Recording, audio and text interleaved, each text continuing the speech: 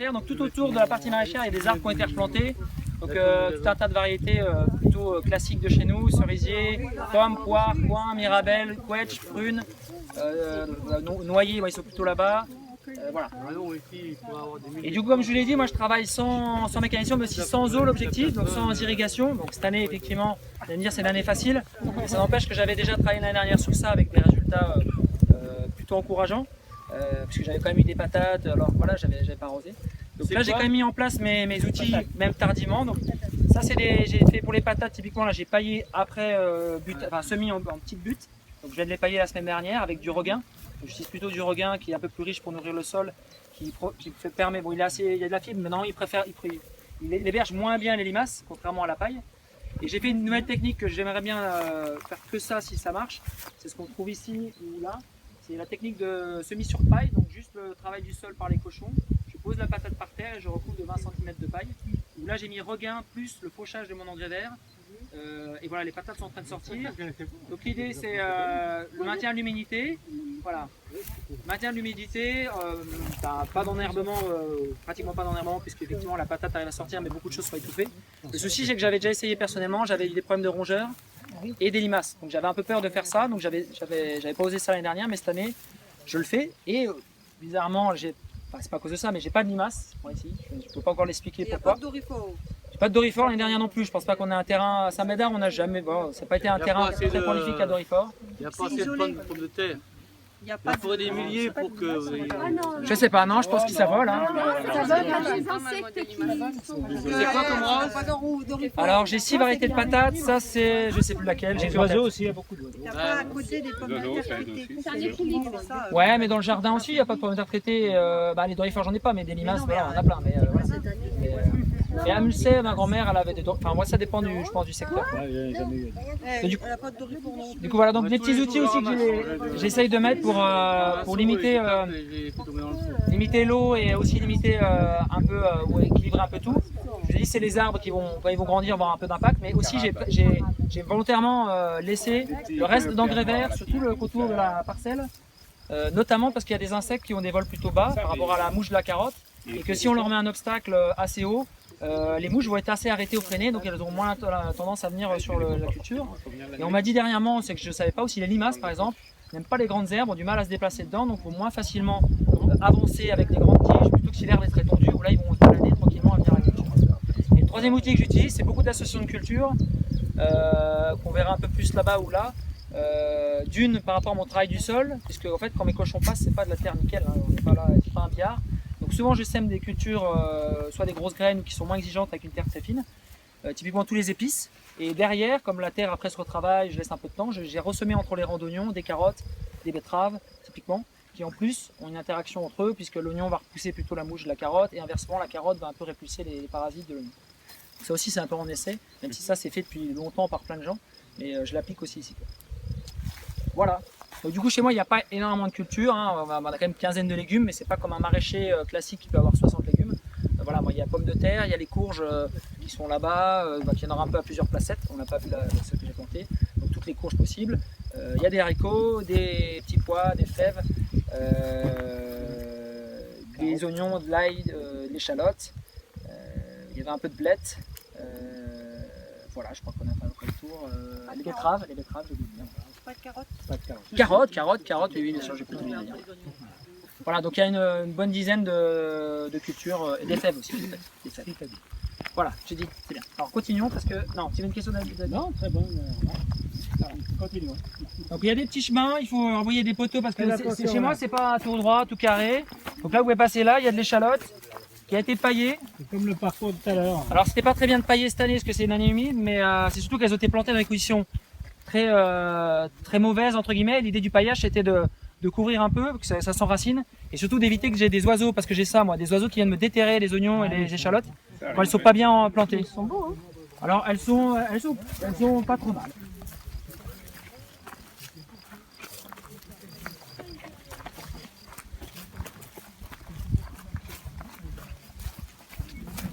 Là il y a des carottes, elles n'ont pas été encore nettoyées. Bon, j'ai pas mal de pokés, j'ai un problème avec le semoir. Mais il faut que je les nettoie. Là où elles sont nettoyées, mais là j'étais un peu plus jeune donc j'ai pas encore nettoyé. Donc il y a des carottes. Ah, il y a des panais aussi, j'ai oublié. Des panais qui sortent un petit peu. Ça, c'est les premières patates sous paille, du coup, qui sont un peu plus belles. Il y a un jeu concours, celui qui redonne tous les légumes plantés gagne un légume. Gagne le droit de venir aider Julien. Voilà, là, c'est un peu plus haut, c'est les betteraves, fourragères, le carré de betteraves fourragères, où on voit la ligne, on les voit un peu mieux. Elles sont en train de pousser.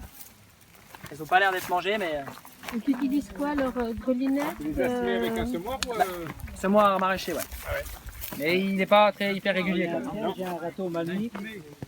Je pense qu'il faut que j'essaye d'autres choses.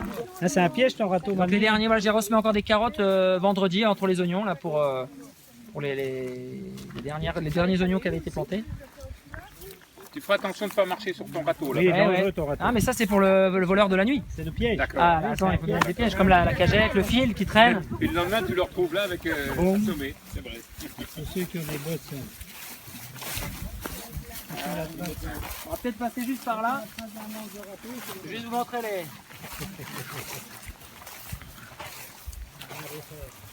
On va passer par là, parce que je vais vous montrer les fameuses courses que j'ai plantées dans le... Après, ça critique mes détours et mes détours.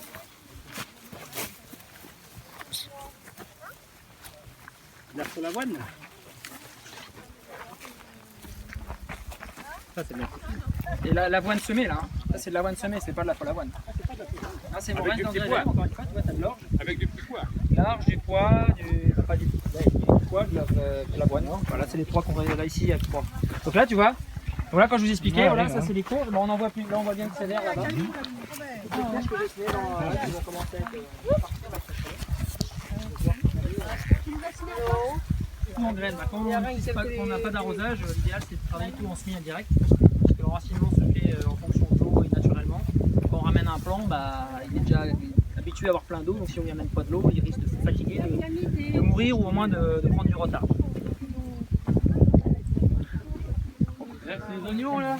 Où Là, il y a des oignons et échalotes. Ne marchez pas dessus les oignons.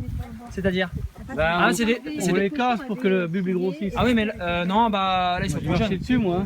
Ah, ils sont trop jeunes encore, là, ils sont tout petits. Ah ouais, une fois que ça commence à gonfler les tiges. Bah, moi je les ai. Elles sont petites. Moi je les mange les tiges, hein, c'est très bon ça. Et donc j'en mange en verre.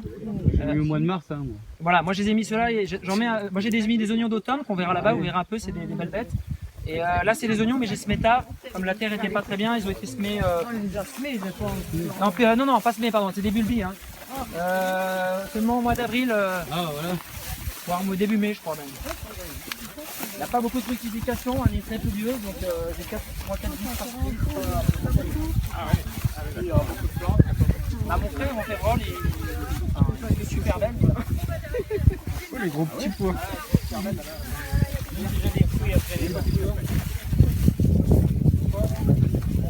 Il n'y a pas beaucoup de fèves après, mais bon.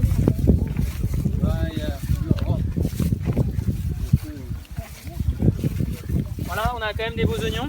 Ouais. Le bon oignon. C'est vaine ceux-là ou quoi?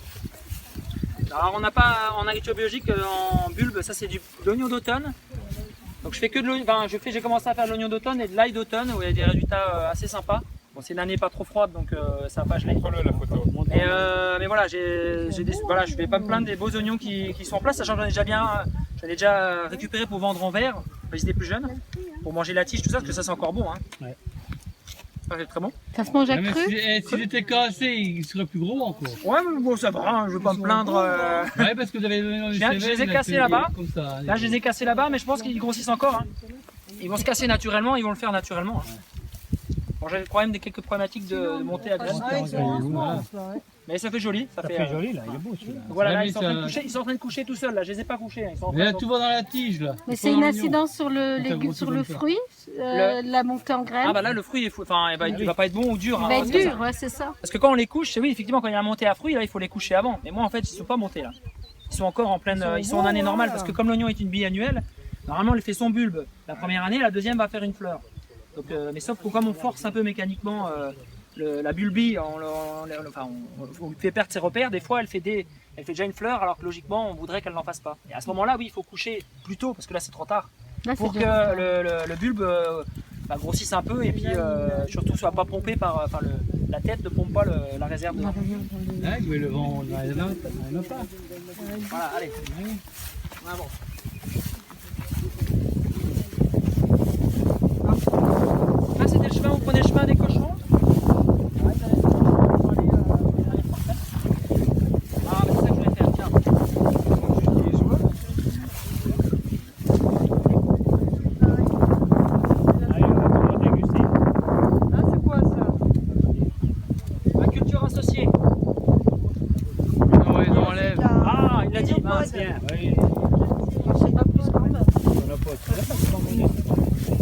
Allez.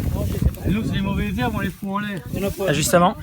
Hein? Vous pouvez les mettre dans la salade ou les manger cuits comme des épinards. Comme quoi? Exactement, c'est l'épinard du pauvre. Une feuille de coca, moi, je veux pas le canon. Vous avez peur d'être dopé ce soir? Vous avez marqué rentrer en courant? On laisse rentrer à pied. C'est quoi ça? C'est l'épinard. C'est la famille de... C'est comme l'asperge du pauvre, le poireau. Voilà, là, c'est l'épinard. Oui, il mange ça.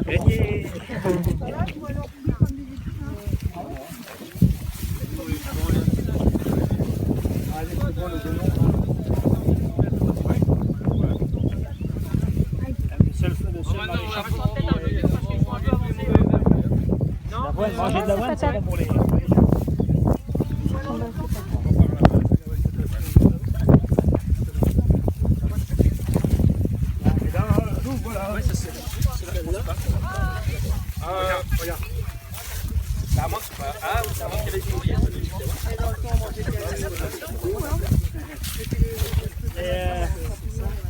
C'est Christo qui est venu emballer tes jardins, là?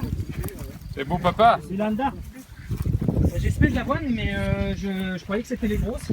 Alors là aussi, on va passer à droite parce qu'il y a des graines qui ont été plantées là sur les... Non, entre les vaches.